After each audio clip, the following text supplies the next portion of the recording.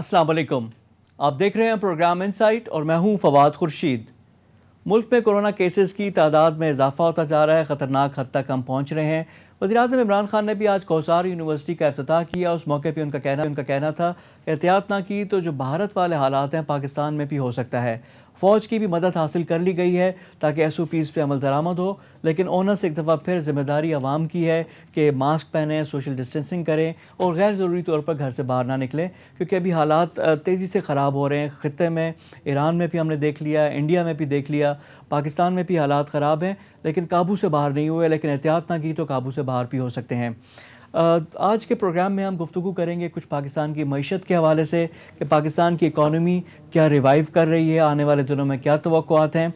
साथ ही साथ ख़ित्ते में जो डेवलपमेंट्स हैं उसके हवाले से भी शाह महमूद कुरैशी के जो दौरे हुए हैं उसका भी आज प्रोग्राम में अहाता करेंगे और निज़ाम अदल में भी आज बात होगी।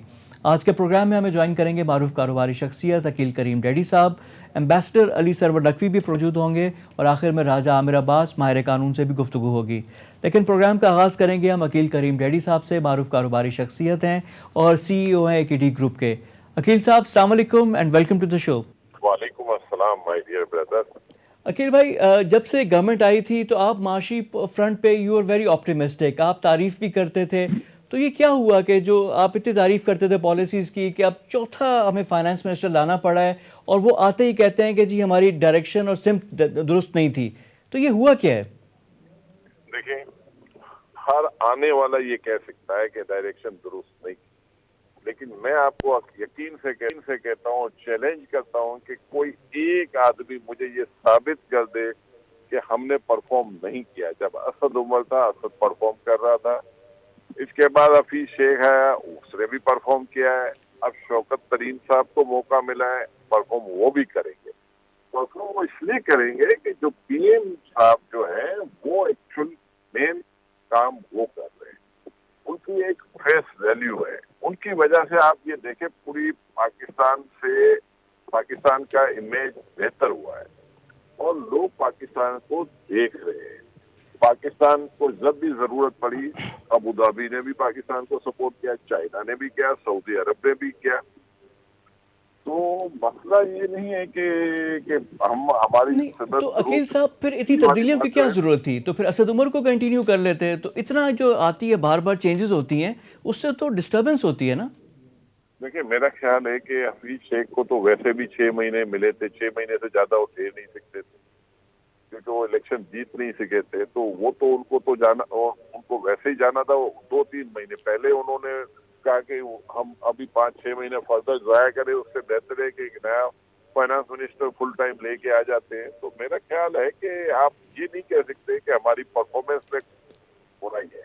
लेकिन मैं PM के बारे में आपको सिर्फ एक बात बता दूं, उनकी ख्वाहिश है, वो बहुत कुछ करना चाहते हैं। तो जाहिर बात है कि वो चाहते हैं कि जिस पेस में वो चल रहे हैं उनके साथ कोई दूसरा उसी पेस पे चले। उस पेस पे दूसरा कोई चल नहीं सकता। मैं ये नहीं कह सकता कि हफीज शेख ने कोई काम नहीं किया। मैं ये कहता हूँ कि हाँ, जो एक्सपेक्टेशन PM की थी शायद वो उस पर पूरे नहीं उतरे होंगे, लेकिन काम बहरहाल उन्होंने भी किया है। अच्छा अकील भाई, जो नए वजीर ख़जाना है शौकत तरीन साहब, इससे पहले भी 2010 में भी वजीर ख़जाना रह चुके हैं, तो इनसे आपको क्या तवक्कुआत हैं और इनको आप क्या यानी एडवाइस अगर आप देना चाहें तो क्या हो सकती है, क्या करना चाहिए इनको? देखिए, शौकत तरीन एक्सपीरियंस है, उसके पहले वो ये काम कर चुके हैं। और दूसरा उनका ये है कि पाकिस्तान की इकोनॉमी में कहीं ना कहीं उनका हमेशा से ताल्लुक रहा है।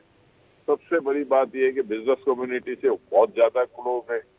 तो मेरा ख्याल है, और फिर इन्होंने एक बिजनेस कम्युनिटी की प्राइम मिनिस्टर ने कमेटी भी बनाई और उसमें भी एक से एक अच्छा नाम वाला बंदा है और डेफिनेट वो सारे लोग हैं जिनसे वो एडवाइस भी लेंगे। तो मेरा ख्याल है कि पाकिस्तान तो सही समझ में चल रहा है और इसमें परफॉर्मेंस लाना कोई मामूली सी बात है। इस वक्त तो मुझे मेरे जहन में जो इस वक्त चीजें हैं वो ये बता रही है कि पाकिस्तान इस वक्त बूमिंग की तरफ जा चुका है और फर्दर भी पाकिस्तान में बूम हम देखेंगे। इस वक्त जो हम हाउसिंग बूम देख रहे हैं, टेक्सटाइल में बूमिंग देख रहे हैं, एक्टिविटीज देख रहे हैं, कोई एक जगह ऐसी मुझे अभी नहीं दिख रही जहां हम इस वक्त परफॉर्मेंस ना दे रहे हो। ایکسپورٹ ہماری بہتر ہو گئی ہے, کرنٹ اکاؤنٹ ہمارے اچھے ہو رہے ہیں, ریزرو ہمارے بڑھ چکے ہیں, اچھا روپی عقیل ہمارا بھائی آپ نے کرنٹ اسٹرانگ ہو اکاؤنٹ کی چکا بات ہے. کی نا, روپی بھی ہو گیا, سب کچھ ہو گیا, لیکن ایک چیز جو کہ نہیں بڑھنی چاہیے وہ بڑھ رہی ہے اور بڑی خطرناک حد تک بڑھ رہی ہے, وہ امپورٹس ہیں. جو جاری کھاتوں کا خسارہ ہے, کرنٹ اکاؤنٹ ڈیفیسٹ, وہ بھی پہلے اسی وجہ سے تھا کہ امپورٹس ہماری زیادہ تھیں. تو ابھی دوبارہ سے اب سرج نظر آ رہا ہے امپورٹس میں. ہم کھانے پینے کی چیزیں امپورٹ کر رہے ہیں, ایگریکلچر سیکٹر ہمارا پرفارم نہیں کر رہا, اس کے ایک علیحدہ ایشوز ہیں. تو یہ جو امپورٹس والا معاملہ ہے, یہ پھر ہم کوئی اسی صورت پہ تو نہیں آ رہے واپس؟ صاحب ہماری امپورٹ بڑھی ہے because of shortage of wheat, ٹھیک ہے نا. لیکن یہ ویٹ کی شارٹیج کیوں ہوئی؟ 2018 میں ہم نے ویٹ ایکسپورٹ کر دی, ٹھیک ہے نا. وہ ہم سے ایک نااہلی ہوئی ہے, اس نااہلی کا خمیازہ بھگتنا پڑا امپورٹ کرنے کی صورت میں. تو یہ فار ایور نہیں ہوگا. ابھی جو ویٹ کی کراپ ہوئی ہے, مجھے نہیں لگتا آپ کو فردر ویٹ منگانے کی ضرورت پڑے گی. اس کے علاوہ شوگر کین ہمارا اس سال کا اچھا ہے, کوئی برا نہیں ہے. لیکن کیونکہ جب آپ انٹرنیشنل کموڈیٹیز کی پرائز بڑھی ہے تو مڈل مین مال پکڑ کے بیٹھ جاتا ہے, وہ بیچتا نہیں, کیونکہ اس کو دیکھ رہا ہوتا ہے کہ جب باہر پرائز بڑھی ہوئی ہے تو میں یہاں سستے کیوں بیچوں. اور اس کے ساتھ ساتھ ہمیں ایک چیز سوچنی چاہیے کہ فارمرز کو گنے کی قیمت اچھی ملی ہے, تو گورنمنٹ کو یہ سوچنا چاہیے کہ فارمرز کی بہت مطلب 65% ہمارا رورل ایریا ہے, اور اگر وہ شوگر کین میں پیسے اچھے بنا رہا ہے تو ہمیں شوگر کی پرائز سستی ملے, یہ پاسبل نہیں ہے. تو یہ ہماری سوچ کا تھوڑا سا فرق ہے. ایک طرف فارمرز کو پیسے ملے اور وہ خوشحالی کی طرف گیا, دوسری طرف ہم بول کے جو شوگر ملے ہیں وہ چینی سستی بیچے, تو یہ پاسبل نہیں ہے. یہ تھوڑا سا ہماری اپنی بھی کوتاہی ہے کہ اس طرح کی سوچ سے ہمیں باہر نکلنا ہوگا. پھر آپ کی ویٹ کی کراپ بہت اچھی ہے. اس وقت بھی ویٹ آپ کو مارکیٹ میں سندھ گورنمنٹ نے ریزرو پرائز 50 روپے رکھی ہوئی ہے, آج بھی آپ کو 48 روپیز میں ویٹ مل رہی ہے. اور یہ سارا جو آپ مہنگائی کا اور جو بات چیت کر رہے ہیں نا, یہ دنیا میں کموڈیٹیز کی پرائز بڑھی ہے اور یہ بیک لاگ آیا ہے کووڈ کی وجہ سے, اور یہ بیک لاگ چل رہا ہے. یہ بہت آسانی سے تو ختم نہیں ہوگا, تھوڑا ٹائم لگے گا. تو میرا نہیں خیال ہے کہ یہ فور ایور مہنگائی ہے, یہ مہنگائی بھی آنے والے دنوں میں کم ہوتا ہوا آپ دیکھ سکتے ہیں. اچھا سر, یہ لوگوں کے پاس جو اتنا پیسہ ہے لیکن جو ٹیکس میں نظر نہیں آتا, جو ایف بی آر کے ریفارمز ہیں وہاں پہ پتہ نہیں چلتا. گاڑیاں لینی ہوتی ہیں تو ایسا پیسہ آ جاتا ہے ہو ہی نہیں. ویسے آپ بات کریں تو حالات سب کے خراب ہوتے ہیں, برے حالات ہوتے ہیں. جو ایک ہم نے کہا تھا کہ ہم لوگ ریفارمز کریں گے, ایف بی آر کی ریفارم ہوگی, ہمارے سول سروس کی ریفارم ہوگی, جو ہمارے جو اسٹیٹ اونڈ انٹرپرائزز ہیں ان کی ریفارم ہوگی, تو وہ کہاں تک پہنچی ہے اور اس کے کب تک رزلٹ آئیں گے؟ آپ کی بات صحیح ہے کہ گورنمنٹ نے ان جگہوں پہ کام کرنے کی ضرورت ہے. ایف بی آر ریفارمس میں بہت زیادہ کام نہیں ہوا ہے, بہت پولیس ریفارم, یہ سارے ریفارمس لانے کی ضرورت ہے. آپ کے جو گورنمنٹ کے اپنے جو ادارے ہیں ان پہ بہتری لانے کی ضرورت ہے. بہتری آ تو رہی ہے, لیکن انشاءاللہ تعالیٰ میں سمجھتا ہوں گورنمنٹ نے بہت تھوڑے عرصے میں بہت سارے کام کیے, تو یہاں بھی آنے والے دنوں میں ہم کام ہوتا ہوا دیکھیں گے. میرا نہیں خیال ہے کہ پی ایم صاحب نے نیا فائنانس منسٹر لائے ہیں اور ظاہری بات ہے ان سے پرانا ان کا تعلق بھی ہے, تو کانفیڈنس لیول بہتر ہوگا ان کا آپس میں بھی. تو میں سمجھتا ہوں کام میں جو بہتری تو آلریڈی آ چکی ہے, فردر بھی ہم بہتری ہوتا ہوا دیکھیں گے. ان اداروں کو ٹھیک کرنے کی ضرورت ہے, میں آپ کی بات سے 100% اتفاق کرتا ہوں. اور گورنمنٹ اگر یہاں سب جگہوں پہ ریفارم لے آتی ہے تو اس کا پھر بینیفٹ زیادہ ہوگا عمران خان کی گورنمنٹ. اچھا, اب ایک اور چیز ہے کہ گورنمنٹ کے پاس اب اتنا پیسہ نہیں ہے کہ جو ایک آپ کو چاہیے ہوتی ہے انویسٹمنٹ چاہیے ہوتی ہے. پھر پرائیویٹ سیکٹر ہے وہ بھی اس لحاظ سے نہیں کر رہا. باہر کی جو انویسٹمنٹ ہوتی ہے, جو ڈالرز ہوتے ہیں, فورن ڈائریکٹ انویسٹمنٹ کی میں بات کر رہا ہوں, وہ بھی ملک کے لیے بڑی ہوتی ہے بہتر. اب یہ انویسٹمنٹ کے فرنٹ پہ ہمیں تھوڑے سے کوشچن مارکس آ رہے ہیں. جو سی پیک کی تھی انویسٹمنٹس, وہ بھی ابھی تک جو اکنامک زونز تھے ابھی تک نہیں بنے. اب پاکستان کو یہ انویسٹمنٹ لانے کے لیے کیا کرنا چاہیے؟ میرا تو خیال ہے کہ لوگ پاکستان کا رخ کر رہے ہیں, انویسٹمنٹ آنا شروع ہو چکی ہے. اس لیول کی نہیں آئی ہے جو ہم ایکسپیکٹیشن رکھتے ہیں, لیکن ایک دفعہ جب انویسٹمنٹ شروع ہو جاتی ہے اور لوگوں کے پیسے بننے شروع ہو جاتے ہیں تو پھر میں سمجھتا ہوں لوگ آنا شروع ہو جاتے ہیں. اب جیسے روشن ڈیجیٹل اکاؤنٹ اسٹیٹ بینک نے ایک چیز اناؤنس کی ہے, آپ یہ دیکھیں اس میں بڑا اچھا رسپانس آ رہا ہے, اور $1 بلین ہم وہاں کراس کر چکے ہیں. اور فورن ڈائریکٹ انویسٹمنٹ میں بھی میں سمجھتا ہوں پیسہ آنا شروع ہو جائے گا، کیونکہ اب کچھ گورنمنٹ نے ڈیسیزن لیے ہیں اور ان ڈیسیزن کی وجہ سے پاکستان میں آپ یہ دیکھیں کہ موبائل ٹیلی فون اب پاکستان میں بننے جا رہے، پہلے کبھی سوچا بھی نہیں تھا ہم نے. اب آپ پاکستان میں گاڑیاں اٹھا کے دیکھ لیں کتنی آ چکی ہیں. پہلے تو صرف ہونڈا اور آپ کے ٹوئوٹا کے علاوہ تیسری گاڑی کا نام بھی ہم نے نہیں سنا تھا. اب تو کیا آپریٹ کر رہی ہے، ہونڈا ہی آپریٹ کر رہی ہے، ایم جی آپریٹ کر رہی ہے، ڈاٹسن آنے والی ہے، واکس ویگن آنے والی ہے. تو آپ یہ دیکھیں نا کہ یہ ساری چیزیں کیا انڈیکیٹ کر رہی ہے کہ پاکستان میں ایکٹیویٹیز ہونے جا رہی ہے، اور یہ ساری تو پہلے کبھی ہم نے سنی بھی نہیں تھی. تو اب گروتھ کے حوالے سے آئی ایم ایف خود کہہ رہا ہے کہ 2021-22 میں پاکستان کی گروتھ 4% تو آئی ایم ایف کہہ رہا ہے، جو کہ بہت کنزرویٹو ہوتا ہے، اور ہم سمجھتے ہیں کہ اس سے بھی ہم زیادہ اچیو کریں گے. اور شوکت ترین کا مین آنے کا مقصد جو ہے، اور انہوں نے پہلے ہی اپنی اسپیچ میں کہہ دیا تھا کہ ہم گروتھ کی طرف جائیں گے، اور وہ انہوں نے ایک انڈیکیشن دے دی ہے. اسی میں ایک سوال ہے شرح سود کے حوالے سے. شرح سود میں آپ کم رکھنے کے حوالے سے آپ ہی بڑے پروپوننٹ تھے، جب یہ 13.5% تک گئی ہوئی تھی آپ کا تھا کم ہو. تو ابھی جو 7% کی جو شرح سود ہے، کہ یہ ہماری اکانومی میں جو گروتھ ہے وہ لے کر آ سکتی ہے، یا ابھی بھی یہ تھوڑا سا اوپر ہے؟ دیکھیں 7% میرے حساب سے تو ٹھیک ہے. میں اس میں کسی صورت میں اس کو سپورٹ نہیں کروں گا کہ 7% سے کم ہونی چاہیے، کیونکہ دیکھیں لوگوں کے پیسے بن رہے ہیں، اسپینڈنگ ہو رہی ہے. اسپینڈنگ جب زیادہ ہوتی ہے تو اس سے انفلیشن آتا ہے، اور پھر انفلیشن آتا ہے تو عام آدمی افیکٹ ہوتا ہے. تو ہمیں یہ بھی دیکھنا چاہیے. لیکن شوکت ترین کا جو ذہن ہے اس وقت وہ یہ سمجھتے ہیں کہ ہمیں 1 سے 2% فردر انٹرسٹ ریٹ گرانا چاہیے، کیونکہ ہمیں گروتھ کی طرف جانا ہے. تو میں یہ سمجھتا ہوں کہ ڈیفینیٹ وہ اسی پالیسی کی طرف جائیں گے، فردر انٹرسٹ ریٹ وہ کم کرنے کی کوشش کریں گے. لیکن اس کے لیے ہمیں بہت زیادہ احتیاط کرنے کی بھی ضرورت ہے. کہیں ایسا نہ ہو نا کہ یہ آپ انٹرسٹ ریٹ بہت زیادہ گرا دیں اور آپ کا انفلیشن بڑھ جائے. تو میں کہتا ہوں کہ گرانے میں تو گورنمنٹ کا فائدہ ہے، کیونکہ گورنمنٹ کی ڈیٹ سروسنگ کم ہو جائے گی.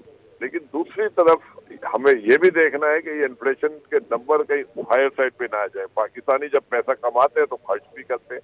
اب آپ دیکھیں رورل ایریا میں جو آپ دیکھ رہے ہیں کراپ کی پرائز ان کو اتنی اچھی ملی ہے، رائس اٹھا لو آپ، شوگر کین لے لو آپ، ویٹ لے لو. اب ان کے پیسے بہت بنے ہیں، اس کی وجہ سے اسپینڈنگ ہو رہی ہے. اگر فردر ہم نے سستا پیسہ دیا تو وہ پھر لوگ بورو کر کے بھی خرچ کرتے ہیں. پھر آپ یہ دیکھیں مارگیجز وغیرہ شروع ہو گئی ہیں. اب مجھے نہیں لگتا کہ آپ کو بہت سارے ایسے ڈیسیزن لینے چاہیے. آلریڈی گورنمنٹ مارگیجز کی جو پرائز ہے وہ ویسے ہی 3 اور 5% گورنمنٹ نے رکھی ہے. ایوریج 10 سال کا انٹرسٹ ریٹ جو بندہ فلیٹ وغیرہ خریدتا ہے، مکان خریدے گا، تو 4% اس کو انٹرسٹ ریٹ چارج ہوگا. تو مجھے نہیں لگتا کہ گورنمنٹ کو فردر یہ ضرورت ہے. لیکن اگر وہ ڈیفینیٹ اگر وہ یہ سوچ رہے ہیں کہ نہیں مجھے 6 سے 7% گروتھ پہ جانا ہے، تو پھر تو ہو سکتا ہے آنے والی مانیٹری پالیسی میں انٹرسٹ ریٹ یعنی ریوائز بھی ہو سکتے ہیں. ٹھیک ہے عقیل صاحب، بہت شکریہ آپ کے ٹائم کا. ہم گفتگو تھے عقیل کریم ڈیڈی صاحب سے، سی ای او اے کے ڈی گروپ سے. ان کا معیشت کے حوالے سے جو ایک بولے سٹانس ہے اس کے حوالے سے وہ بات بھی کر رہے تھے، کہہ رہے تھے کہ ان کو حالات کافی بہتر نظر آ رہے ہیں اور معیشت ہماری مزید بہتر ہوگی. شوکت ترین صاحب نے بھی آ کر گروتھ کی ایک اسٹریٹجی کی بات کی ہے کہ وہ گروتھ لے کر آنا چاہ رہے ہیں کہ شرح نمو جی ڈی پی گروتھ ہوگی. پاکستان کے جو تمام ایلز ہیں، جو ہماری خرابیاں خامیاں ہیں، اس کا علاج ان کا ہے کہ گروتھ میں ہی مضمر ہے. پروگرام میں وقت ہو گیا ایک بریک کا. بریک کے بعد آ کر گفتگو کا سلسلہ جاری رکھیں گے. Stay with us.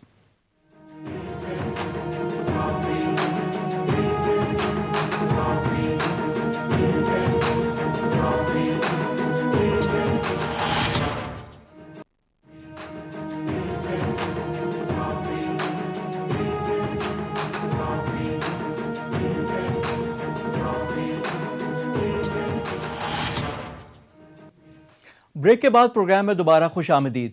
اب کچھ بات کریں گے جو خطے میں ہونے والی ڈیولپمنٹس ہیں. پاکستان کی اگریسو فورن پالیسی کے حوالے سے بھی گفتگو کریں گے.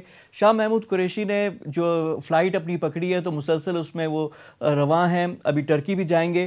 لیکن حال ہی میں جو انہوں نے وزٹ کیا ہے، خاص کر ان کا مڈل ایسٹ کا اور اس کے بعد ایران کا وزٹ، اس حوالے سے بھی گفتگو ہوگی، پوائنٹ ہوں گے.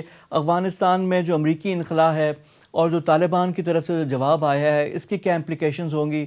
پھر ایک نیا کوڈ ایک تو کوڈ بنا تھا جس میں جاپان، آسٹریلیا، انڈیا اور امریکہ شامل تھے، اس کے جواب میں ایک چائنا بھی ایک کوڈ بنا رہا ہے. اس حوالے سے بھی گفتگو کریں گے. پروگرام میں ہمیں جوائن کریں گے ایمبیسڈر ریٹائرڈ علی سرور نقوی صاحب. ایران میں بھی اپنی ذمہ داریاں سنبھال چکے ہیں اور اس کے علاوہ ایک تھنک ٹینک بھی چلا رہے ہیں. ایمبیسڈر نقوی، السلام علیکم اینڈ ویلکم ٹو دا شو. وعلیکم السلام جناب، ہیپی ٹو بی ہیئر. سر، سب سے پہلے تو بات کریں گے ایران والا جو دورہ ہے. اب شاہ محمود قریشی ایران گئے ہیں اور جو پاکستان کے جو ہسٹوریکل ریلیشن ہے ایران کے، یعنی ہمارا نیبر بھی ہے ایران، لیکن وہ پائیدار نہیں ہو سکے ریلیشن شپ. بیچ پہ کبھی انڈیا آ جاتا ہے، چابہار میں ہم نے دیکھا کہ جو انڈیا کے انویسٹمنٹ ہے، پاکستان کے کنسرن ہے.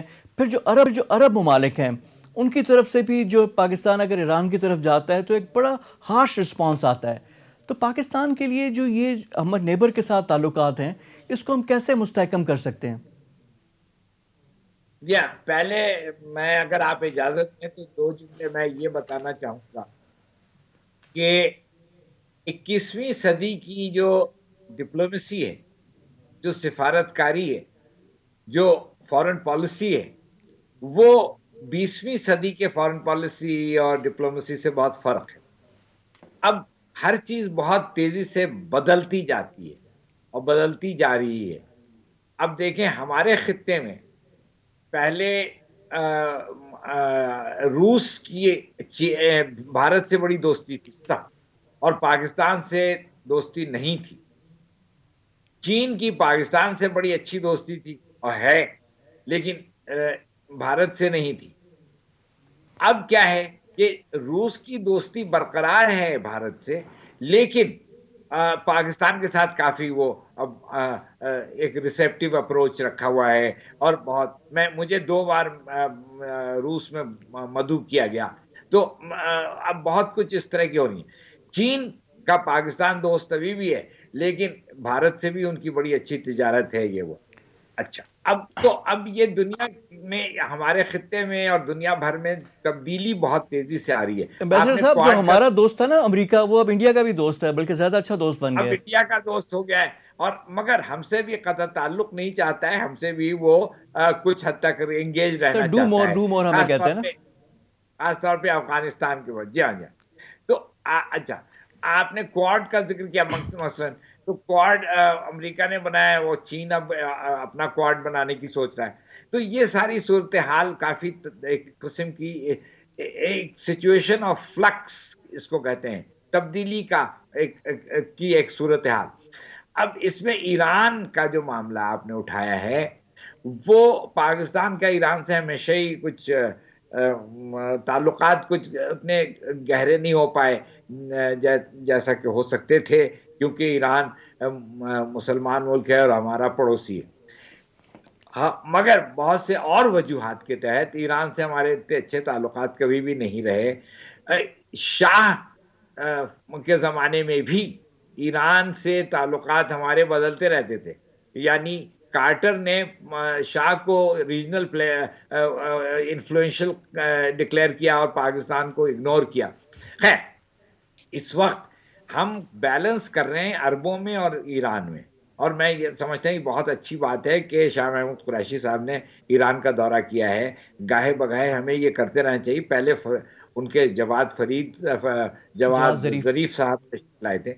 تو یہ ایران سے ہمیں اپنا رابطہ رکھنا چاہیے اور ہمیں کوشش کرنی چاہیے کہ ہم ان سے اپنے تعلقات رکھیں، مگر اس حد تک وہ نہ ہو جائیں کہ عرب ممالک جو کہ ہمارے بڑے اچھے دوست ہیں، ہمارے بھائی ہیں، ان سے بدمزگی ہو جائے. اچھا ایمبیسڈر صاحب، یہ مجھے سمجھ نہیں آتی کہ ادھر اور والا تو نہیں ہو سکتا نا. تو دیکھیں، اب جس طرح امریکہ کے پاکستان سے انڈیا دونوں سے تعلقات ہیں، تو ہمارے کیوں نہیں ہر ایک سے علیحدہ علیحدہ تعلقات ہوں؟ ہم کسی کے کہنے پہ تو نہ تعلقات رکھیں.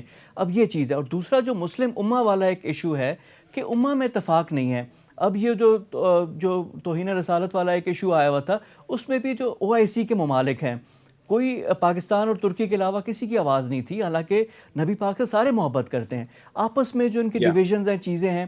اب پاکستان کو بھی اب یہ دیکھنا ہے نا کہ کشمیر کے معاملے پہ جو ہمارا گلہ تھا، جہاں سے سارے معاملات خراب ہوئے، تو نہیں ہو رہا. تو اس کو کیسے ٹھیک کریں؟ ایک تو یہ بہت سے ایسے مسئلے ہیں جو کہ فوراً کے فوراً ابھی تو نہیں حل ہو سکیں گے. اس میں کوشش ہماری بہت دنوں سے جاری ہے اور ہوتی رہے گی، جیسے کشمیر کا معاملہ ہے. اچھا دیکھیے، شاہ محمود قریشی صاحب کا جو یہ دورہ ہے، میں سمجھتا ہوں یہ بہت اہمیت کا حامل ہے، کیونکہ علاقے کی جو علاقے کے ممالک ہیں، جو ہمارے خطے میں جو باقی دوست ممالک، بھائی ممالک ہمارے موجود ہیں، ان کے ساتھ ہمیں ایک ریگولر، یعنی پابندی سے ہر ایک وقفے کے بعد ان کے ساتھ ہمیں رابطہ کرنا چاہیے. اچھا سر، ایک اور چیز بڑی امپورٹنٹ ہو جاتی ہے پاکستان کے لیے کہ پہلے ہمارے پاس 2 سپر پاورز تھی، رشیا تھی اور امریکہ تھی. اس وقت ہم نے ایک چوائس کی، ہم نے رشیا کو اگنور کیا، ہم امریکہ کے کیمپ میں گئے اور پھر جو بھی اس کے رزلٹ ہوں، جو بھی ہمارے اس وقت کے فیصلے ہوں. اب اگین امریکہ ہے اور اس کے مقابلے میں وہ اپنا مد مقابل سمجھ رہا ہے چین کو. اب چین کے ساتھ ہمارے تعلقات، اب یہ دونوں ہمارے ایک طرح سے تعلق والے لوگ تھے. اب یہاں پہ جب ادھر اور والی چیز آ جائے گی، امریکہ اپنا پریشر ڈال رہا ہے، چین اپنا، ہمارا سی پیک ہے، چیزیں ہیں، اور وہ اس پہ بھی اب کئی سوالات ہو رہے ہیں کہ لوگ خراب کرنے کے در پہ آئے ہوئے ہیں صورتحال. اب یہ پاکستان کے لیے کیسے مینج کریں؟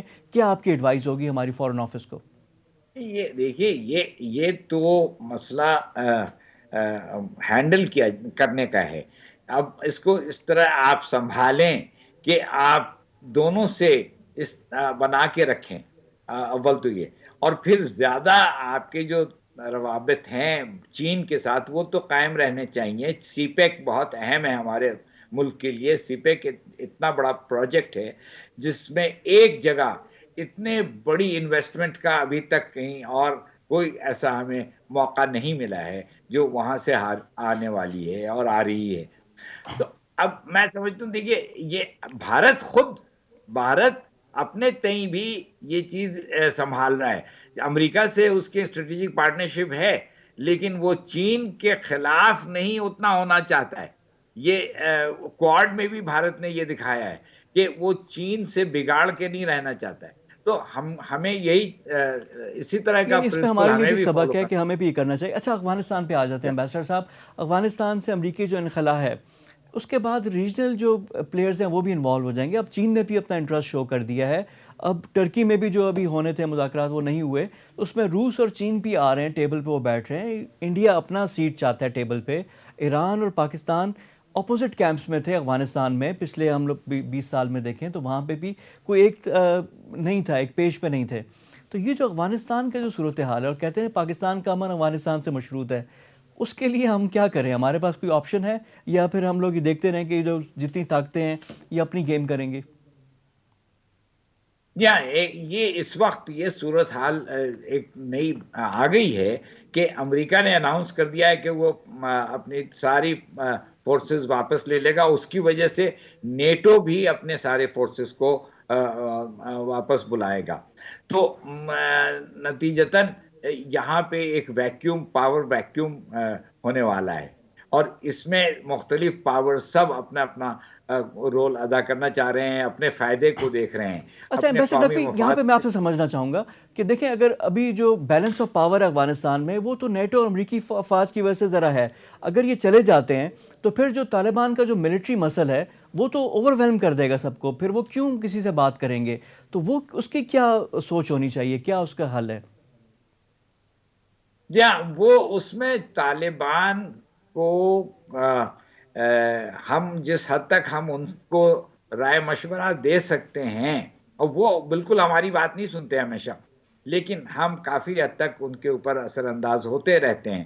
اور اب ہمیں چاہیے کہ ہم طالبان کو یہ کریں، احساس دلائیں کہ افغان کا امن و استحکام سارے افغانیوں کے ساتھ مل کر کنسنسس سے ہو سکتا ہے. اور یہی ہم کہا کرتے ہیں کچھ عرصے سے کہ افغان میں ایک تو عسکری طاقت سے افغان میں امن نہیں آئے گا، دوسرے ساری افغان فریق نے مل کر جب ایک ٹیبل پہ بیٹھیں گے تبھی کوئی نتیجہ نکلے گا. اور ہم نے سارے وارڈ لارڈ سے اور مختلف افغان فیکشن سے بھی رابطہ کیا ہوا ہے اور ہم رکھتے ہیں، مگر طالبان کے ساتھ ہمارا زیادہ पुराना ताल्लुक है और अच्छा ताल्लुक है. तो पाकिस्तान एक बहुत अहम रोल अदा कर सकता है, लेकिन पाकिस्तान को ये जो मुख्तलिफ और इन्फ्लुएंसेस हैं उसको भी काउंटर करने की ज़रूरत पड़ेगी, क्योंकि पाकिस्तान के रोल को ये लोग ख़त्म भी करें. देखिए ना, बॉन की कॉन्फ्रेंस हुई थी, मैं मिसाल दूं 2002 में, तो पाकिस्तान और तालिबान दोनों को अमेरिका ने नहीं इसमें शामिल किया था. लेकिन उसका ये नतीजा दो भी नहीं निकला अहम जी. तो इसमें उसका तमाम नतीजा लोगों को क्या करना चाहिए. अच्छा एम्बेसडर नकवी, लास्ट वर्ड आपसे कि पाकिस्तान के लिए अब क्या रोड अहेड है, क्या हमें क्या करना चाहिए ताकि जो अपना एक तशख़्ख़ुस है, एक एहतराम, एक जो कमिटी ऑफ नेशंस में हमारी रिस्पेक्ट है वो भी बरकरार रहे और पाकिस्तान प्रॉस्पर करे. What is the way forward? Way forward हमारा ये है कि दरमियान रवि, हमें चाहिए कि हम हर चीज में एक एतदाल रखें, एक दरमियान रवि का रुझान रखें, पॉलिसी रखें. और इस सारे गेम को, चूंकि मैंने शुरू में कहा था कि डिप्लोमेसी बहुत अब चेंज करती जा रही है, फ्लक्स में है, उसमें हमें अपना रोल हर वक्त देखते रहना पड़ेगा और उसको सही पॉलिसी करेक्शन जिसको कहते हैं वो उसके लिए तैयार रहना होगा. और हमें चाहिए कि ईरान और मशरिक़ वस्ता के जो मसले में हम दोनों तरफ मुस्बत रोल अदा करें और दोनों को मिला कर रखने की कोशिश करें जिस हद तक हम कर सकते हैं. जी बहुत शुक्रिया आपका एम्बेसडर नकवी. और टेक अवे है कि हमें बैलेंस्ड एक फॉरेन पॉलिसी चाहिए, जो कि एक म्याना रवि का भी आपने जिक्र किया वो भी है, और जो तेज़ी से बदलते हुए सूरत हाल है उसको रिएक्ट भी हम करें कि हमें अपना रिजिड स्टांस नहीं होना चाहिए, हमें हालात के हिसाब से फ़ैसले भी करने होंगे. और ओवरऑल जो इनका मंत्रा जो एम्बेसडर नकवी का कहना था कि बैलेंस फॉरेन पॉलिसी और प्रिंसिपल्स वाली हो, कि जहाँ पे हमारा उसूली मौक़िफ़ हो. बहुत शुक्रिया आपके टाइम का. एम्बेसडर नकवी से हम गुफ्तगू कर रहे थे. प्रोग्राम में वक्त हो गया एक ब्रेक का, हमारे साथ रहिएगा.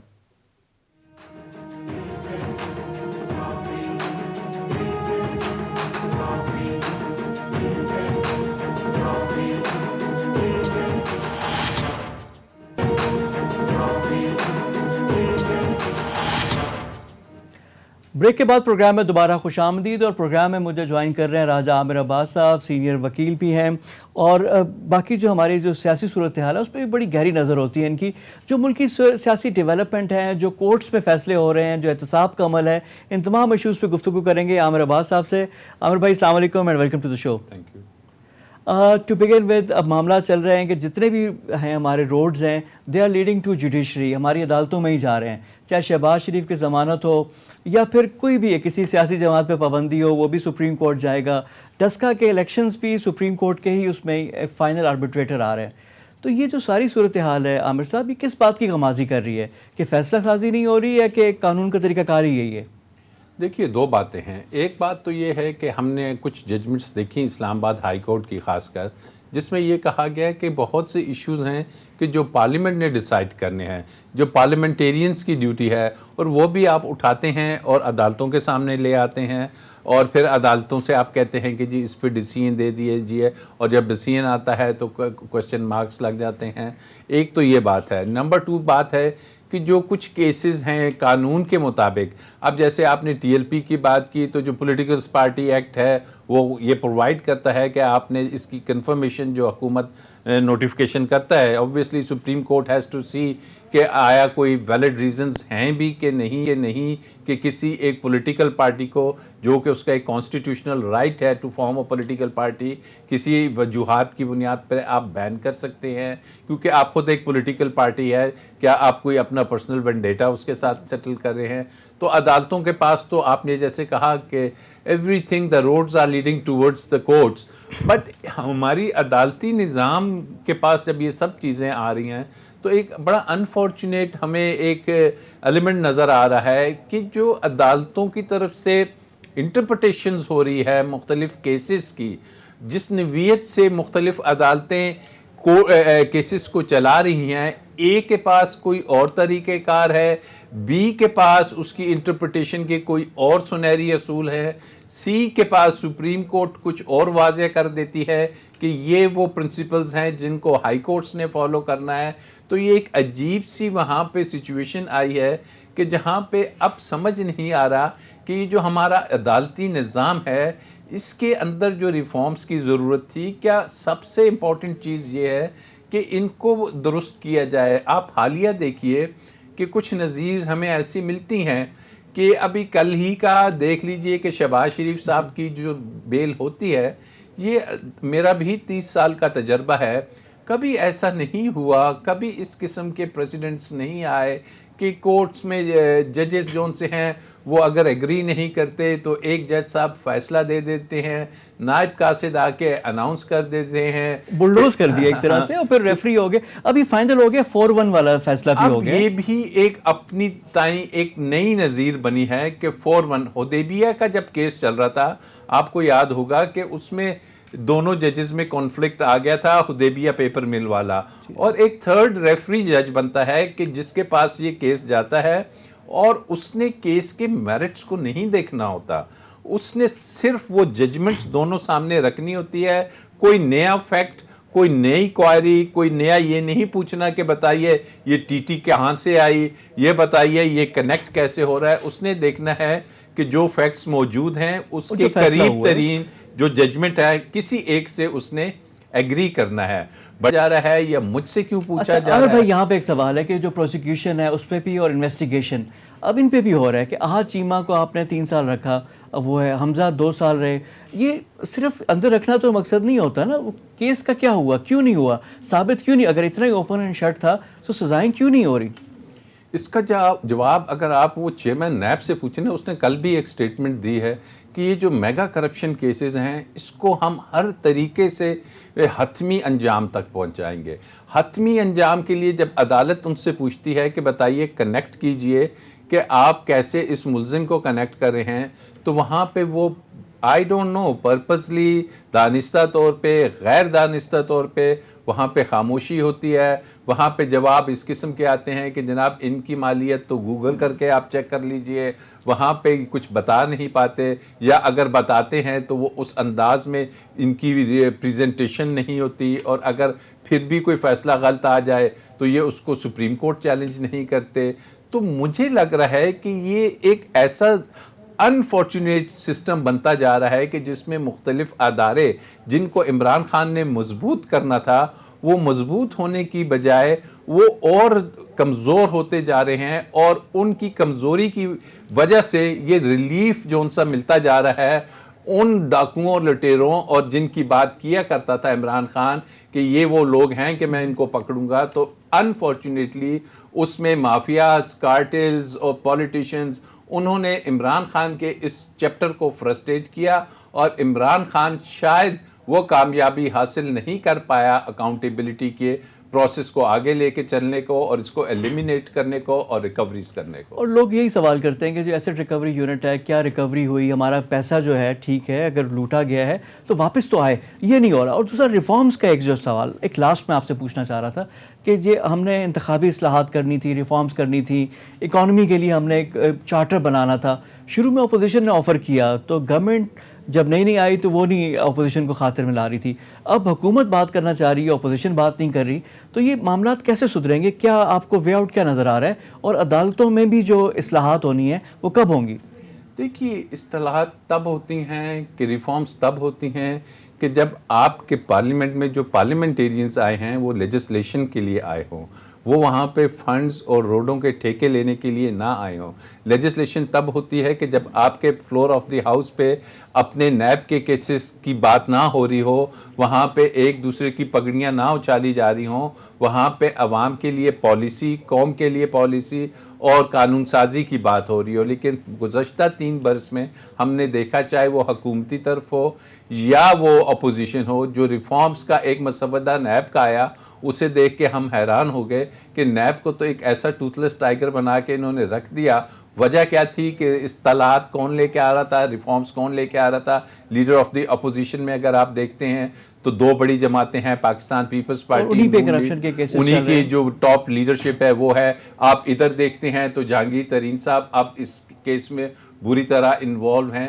تو یہ جو ریفارمز کی بات ہے، میں سمجھتا ہوں موجودہ اسمبلی میں تو آپ کو اور ہمیں کوئی ریفارمز ہوتی ہوئی نظر نہیں آ رہی. الیکشن کی بات ہو رہی ہے, الیکٹورل لاز کی بات ہو رہی ہے, تو الیکٹورل لاز میں ابھی آپ نے سینٹ کے آپ نے الیکشنز کا وہ خفیہ رائے شماری اور اس میں دیکھا کہ کتنی وہی جماعتیں کہ جن کے چارٹر آف ڈیموکریسی میں لکھا تھا کہ اس کو ختم کریں گے, لیکن جہاں پہ ذاتی مفاد آیا تو وہ سب کچھ پس پردہ رکھ کے انہوں نے کہا نہیں جی جو ہے اس کے دن کے حساب سے چلیے. تو دس از انفارچونیٹ کہ ہمارے جو عوام کو اب سوچنا ہے کہ لیجسلیٹرز کو لے کے آئیے, نہ کہ مافیاز کو, نہ کہ کارٹلز کو, اور نہ کہ ان جو ان کی عامر صاحب ایک دفعہ پھر جو آپ بات کر رہے ہیں اونس عوام پہ آ جاتا ہے کہ عوام ان لوگوں کو لے کر آئے جو قانون سازی بہتر کرے, اور جو پارلیمنٹ کا مین کام ہے وہ قانون سازی ہے.